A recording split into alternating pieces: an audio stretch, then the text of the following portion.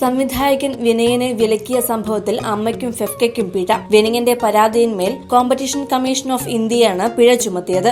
അമ്മ 4 ലക്ഷവും ഫെഫ്ക 81,000 രൂപയും അടയ്ക്കണം. നടൻ ഇന്നസെന്റ്, ഇടവേള ബാബു, ബി ഉണ്ണികൃഷ്ണൻ, സിബി മലയിൽ, കെ മോഹനൻ എന്നിവരും പിഴയൊടുക്കണമെന്നാണ് വിധി. സൂപ്പർ താരം പറഞ്ഞതല്ല, താൻ പറഞ്ഞതായിരുന്നു ശരിയെന്ന് ജനങ്ങൾ മനസ്സിലാക്കണമെന്നാണ് വിനയൻ പറയുന്നത്. ഒരു വലിയ കിരാത ശക്തികൾക്കെതിരെ ഒറ്റയ്ക്ക് എന്നുള്ള പോരാട്ടത്തിൻ്റെ വിജയമാണ്. ഇതിനകത്ത് എനിക്ക് ഇവരുടെ പേരിലുള്ള ഫൈനും ഒന്നും അല്ല എൻ്റെ ഇഷ്യൂ.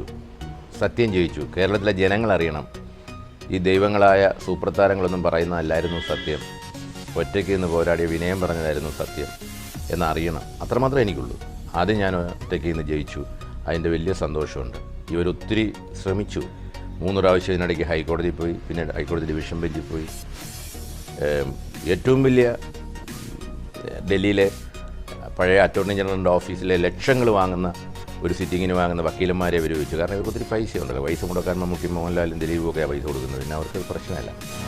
ആരെയും ആർക്കും നിയമപരമായി വിലക്കാനാവില്ലെന്നാണ് ഇത് വ്യക്തമാക്കുന്നത്. സിനിമയിൽ പ്രവർത്തിക്കാൻ സംഘടന വേണ്ട എന്ന് തെളിയിക്കുന്നതാണ് ഈ വിധി. താനെന്നും സിനിമക്കാർക്ക് ഒപ്പം കാണുമെന്നും എതിരാളിയെ വിലക്കി പണിയില്ലാതാക്കി പട്ടിണിക്കിടുന്നവരുടെ കൂടെ നിൽക്കാൻ താനില്ലെന്നും വിനയൻ കൂട്ടിച്ചേർത്തു. Entertainment desk, Marunadan Malayali. കൂടുതൽ വാർത്തകൾക്കും വിശേഷങ്ങൾക്കുമായി ഞങ്ങളുടെ ചാനൽ സബ്സ്ക്രൈബ് ചെയ്യുക.